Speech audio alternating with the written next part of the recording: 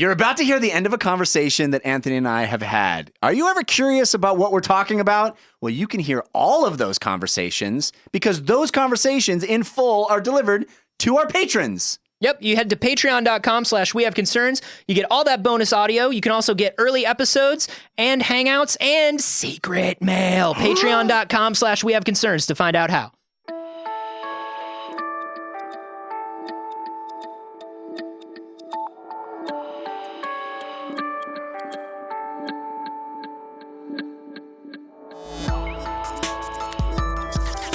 They are indeed, like most things in life. Like most things in life, comics are good, but they are also bad. This is We Have Concerns. Hi, Jeff Canada. Hi, Anthony Carboni. Hello, concerned citizens. Got a story sent in to us by Frank E.E. Grubick, sorry, at the Facebook group, which is facebook.com/groups/We Have Concerns. Wonderful place to submit stories or just talk about things with other like-minded concerned citizens. I saw a really cool thread there last week about how people found We Have Concerns. I thoroughly enjoyed reading that. It warmed my heart to see all the different places people heard of us and all the different friends that we have that have helped us find our community and get the word out. Yeah. It's really wonderful. Frank sent something into us, which is right up my alley. You know I am obsessed with the microbiome. I think the microbiome is the next great innovation in science. It's going to be the next big frontier of changing how human beings stay and get healthy. Yes. So, we have our genetics, we have our epigenetics, which are genes that can kind of switch between an on and off state depending on lifestyle, environment, things like that. And then we also have the microbiome, which is our gut bacteria. This is all the little living things that are inside of you. It takes a village to digest anything or live. It turns out we're carrying around a whole community inside us. You get a lot of it. You get a lot of it from your mother. Yeah, as you're being born. You get a lot of it in your gut from your environment, from things you eat. But we are now finding that it affects so much about our health, our personality, our intellect. Yeah. Things that you would not think it could possibly be responsible for.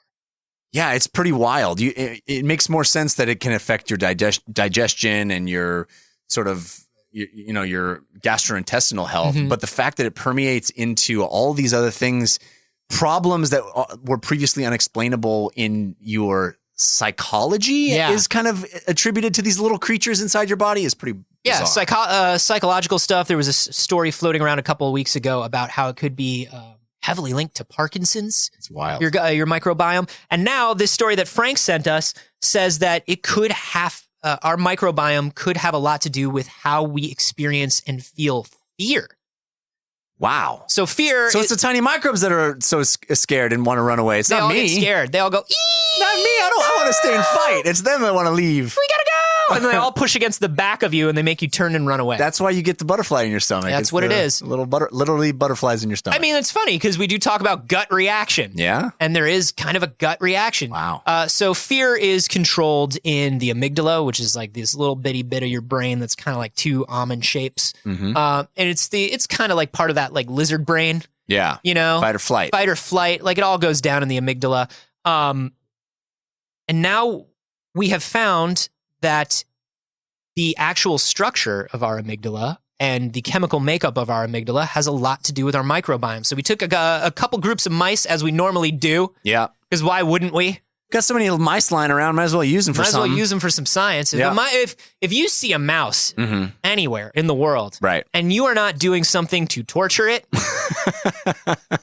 you are not doing your scientific duty. That's right. We all have an obligation to torture the shit out of some mice. You got to come up with a hypothesis first. Well, otherwise, you're just a sociopath. Does mice feel pain? Does mice feel pain? Let's find out. Very much so. Inconclusive. Very much inconclusive. Need more mice. Mice can't answer. So yeah, they took two groups of mice and they raised one group of mice in a bacteria and microbe-free environment. Ooh. So they eliminated all of the microbes that could possibly be within a mouse. Okay. Okay. Clean world. Clean world. Yeah. mouse in clean world. And here's what's up. That seems like a good thing. It seems like it'd be a positive thing for mice. You would think, based on the way we feel about bacteria and microbes and all this stuff. Yeah, get rid of them. Get rid of them. And now we're in a perfectly clean place and everything's fine. No. What happened is these mice, the genetic makeup of their amygdala changed. The baseline level of activity in their amygdala changed. Normally, mouse is walking around, nothing's frightening it. Amygdala's like, that's how you measure the activity in the how much soft jazz is playing. How much soft jazz is playing. Yeah. That's a standard unit of measurement. Right. 1 SJ. 1 SJ. And usually the background level of an amygdala is 1 SJ. Right. The smallest amount of SJ that we can register. And then mouse sees cat with Tommy gun. Oh. And it goes it's some bebop.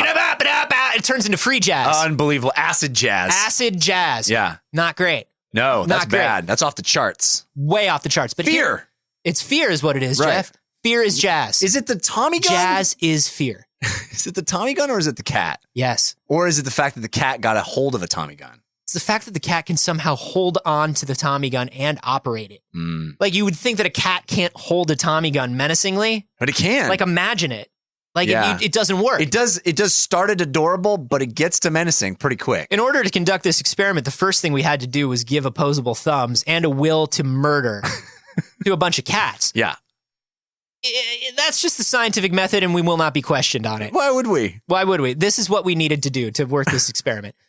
So it's either that or redesign a Tommy gun, and none of us is going to do that. Yeah, can you think of a better way to instill fear in a mouse? Because I've watched An American Tail like 18 times, and I think it's cat with Tommy gun. Yeah, that's the only thing. Cat with Tommy gun and angry Brooklyn accent is really the only way to do it. Kids, ask your parents. So that's a standard mouse. Goes from 1 SJ to 1 FJ. Yeah. Which is like going from micrometers to meters. Like it's huge. It's huge. And they're scared shitless. Yeah. Meanwhile, head over to Clean Room. Right. Check out what's going on with Clean Room mouse. Introduce cat with Tommy gun to Clean Room. What happens? Hold on. Oh. Let's get a baseline reading first. Oh, okay. Let's see how many smooth jazz is going on inside Clean Room mouse. Clean Room mouse amygdala. Oh, wait. Are you sure? Are you sure this device is registering correctly? Because that doesn't sound correct. No, it's 100 SJ. 100 SJ in Clean Room? Which is 1J. That sounds... Oh, we're reducing our fractions? It's 1J. 1J. 1 full J? Yeah. So is that because... So the amygdala itself is out of whack, and so it's just always on 11? It's always turned up. And you would think always being turned up would make the mouse constantly fearful. But that's not how this works. Right. It becomes the new baseline, so it becomes the new 0. Exactly. 11 is 0 now. 11 is 0. When 11 is 0, where is there to go? Nowhere. That's Spinal You're just Tap always rules. at 0. Yeah. So these mice... You're telling me when Cat with Tommy gun gets introduced, we're at 11. There's no going past 11. There's no going past 11. So it's just, it doesn't even know to be afraid. No. It takes its giant finger, which we also genetically mutated it to have. Oh, man. And sticks it right in the barrel of that Tommy gun, Bugs Bunny style. What? It don't care. Cat was not expecting that. No. Cat was not expecting that. And when it pulls the trigger... Blows right up in its face, little cat face. Yeah. Black whiskers, a little smoke coming out from the top of its head. This is all science. Wow. Yeah. This is all science.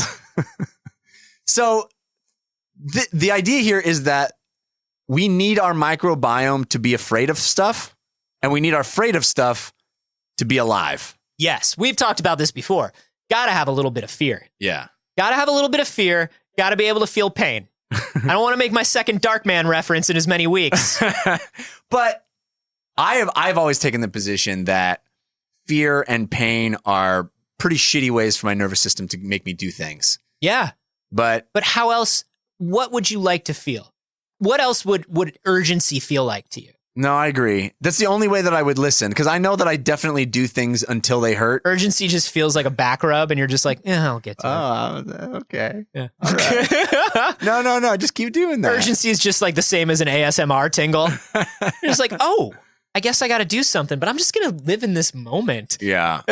No, I definitely will like scratch my arm until it hurts or whatever. You know, it's like I'm an idiot and my body knows I'm an idiot and it needs to give me the hurt and the fear in order to prevent me from doing shit that will end up being counterproductive to my continuing to exist.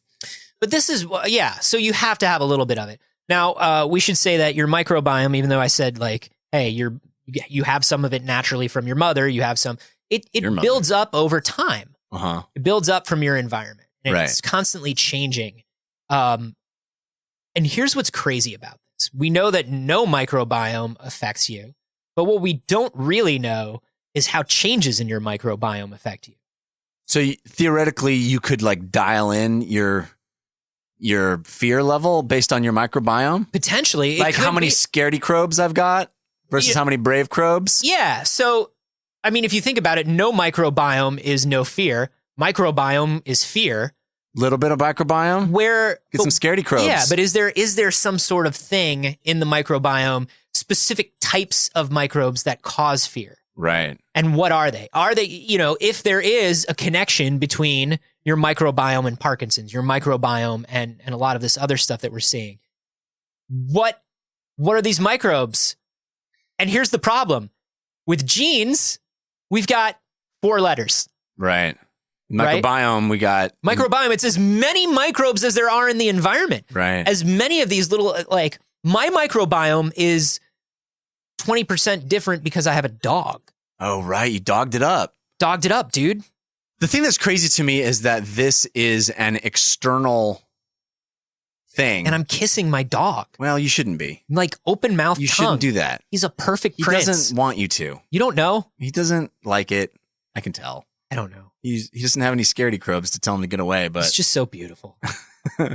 No, but these are external processes. These are an external organism that affects my internal life.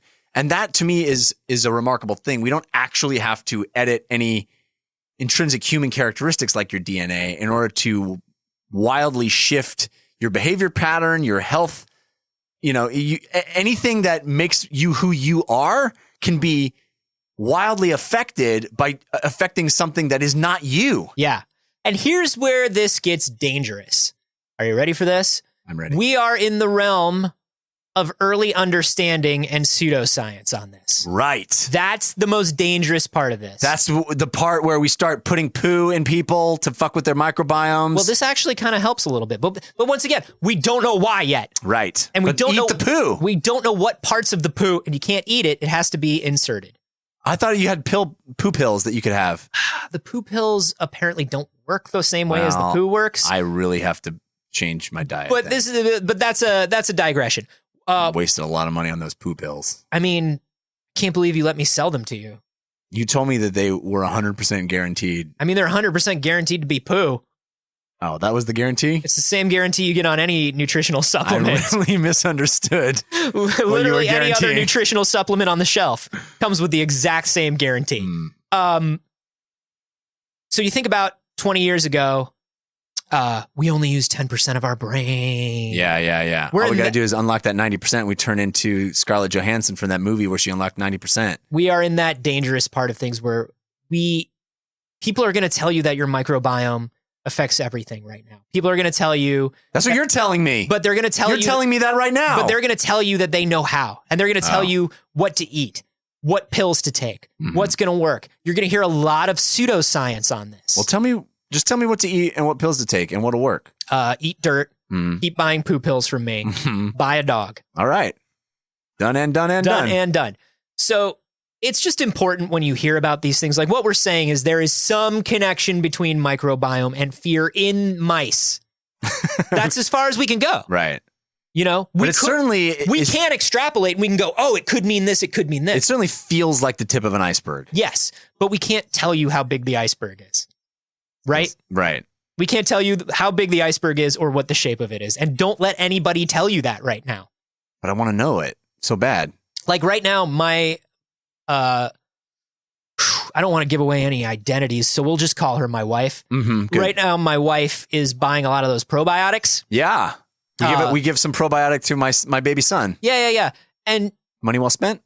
I think a bit. But I think people are believing that probiotics are going to do a lot of things that they don't do right now. It's going to make my baby better. Sure. Better at what? Gymnastics? I hope not. I've never. God. Jesus Christ. How dare you? I'm sorry. How dare you say that about my son? I'm sorry. That's my son. I hope your baby never grows up to be an idiot fucking gymnast. Oh, God. He would do that just to spite me. God, I hate gymnasts. Doesn't everybody hate gymnasts? Everybody hates gymnasts. Look at me. I'm a gymnast. Pommel horse. Look at me. I'm doing 1.5 splits. That's not a horse, you idiot. He doesn't know what a horse is. He's a gymnast. Know. He's a gymnast. Ugh. He's all abs and stupidity. Yeah, mostly stupidity. He's all perfect coordination and just like dumbness. He's like graceful fluidity and such an idiot. We can't tell you that a probiotic will keep your child from being a dumb gymnast. Why, I'm hoping so. But we're hoping so. And don't put too much of your money and faith and time into hope. Yeah. You know what I mean? Hope never helped anything. We got hope is a dead end. No, I'm just saying. Don't let anybody tell you that a probiotic is going to make your allergies go away, or is going to make you all of a sudden able to digest foods that you couldn't digest before. But don't you think that if these mice are not feeling fear because they don't have any microbiome? Yeah. Really, fear is one of the easiest things for us to measure in mice. But couldn't there be? Well, I'd rather measure it in jazz. Oh, yeah. Well, that's like the scientific community like the scientific method would suggest. No, but I mean, wouldn't you suspect that there are subtler affectations, subtler effects to our human behavior that you have a harder time measuring in mice, that the microbiome would be absent if you don't have that in a mouse? Sure. Right now I want to think about, and this is not something that I can say for sure either, but right now I want to think about probiotics the same way I think about vitamins. Like, sure, take a vitamin, but don't think you're absorbing all 1,000 milligrams of that vitamin C. Yeah, the vitamin is not a complete substitute for actual diet. Yeah, you're getting like a percentage of that, and like, cool, be happy with your percent. Yeah. But don't think like, oh, I took a bunch of vitamin C and now I feel better. No, you don't, asshole. That's the placebo effect. Yeah. That's the same thing that's probably going on with probiotics a lot of the time. Yeah. I'm sure it's helping a bit. I'm not going to say it's not. But I think, I think the biggest lesson here is if you live in a clean room, never leave your clean room. You must stay in the clean room forever. Well, or you could leave and just never be afraid of anything ever again. Although the microbiome would get in there and you'd be like jacked up on fear. I think I wonder what happens when you reintroduce these mice and give them a microbiome. Wow. I'd like to see what happens, because that's what this article doesn't say, is like, okay, we now put these mice into the world and let them get an environmental microbiome and let them build one up. Certain stuff in the amygdala will probably never change because it's genetic structure, but I wonder if like there are chemical things that would change, and like would they all of a sudden become more fearful, as all of us do when we leave our beautiful clean rooms and go out into the world. That's right. I do think this is the next frontier of science, of health science. And it really feels exciting and crazy. Like all of these stories that we talk about with regard to microbiome, all of them seem so wild and so full of possibility. Yeah. It's like, oh my gosh, we will really be able to construct the kind of health structure we want and not have to affect our DNA, not have to gene edit, just by affecting what lives inside of us. That's I just want to go through like a tube that just like sprays me down with microbes, and then it's just a feces tube. And then the next level of it, like it just like injects me with like genetic stuff that changes it. You know what I mean? Like, like the George Jetson getting ready in the morning. Layers. But like I come out just perfect and blue. Blue. I want to be blue. Blue with wings. Yeah. What do you guys think about this? And have you been looking into the microbiome much? Do you take a probiotic? Yeah, do you? Should I be giving one to my kid? Give 7 to your kid.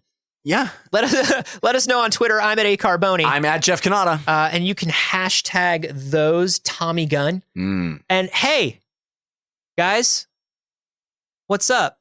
How you doing? It's me, Anthony. And me, Jeff. From the podcast. You know us. I know we're always telling you about joining our Patreon, because it is how we keep the show going. Yeah. It's really the coolest group of folks in the world, because they support this show. You don't have to give us a lot of money. You can, but you don't have to. Just a little bit counts, a little bit helps, and you get cool stuff for it. Yep. You can get things like early episodes. You can get things like bonus recordings. You can get things like live video hangouts with me and Jeff. And at the very top level, you get secret mail. Secret mail, cool stuff. If you saw me tweet out or put on Instagram that beautiful, weird Illuminati looking coin. People got that. People got that. That was the gift this month. They got it in the mail. You can get cool stuff like that in the mail too. Head to patreon.com/wehaveconcerns to find out how.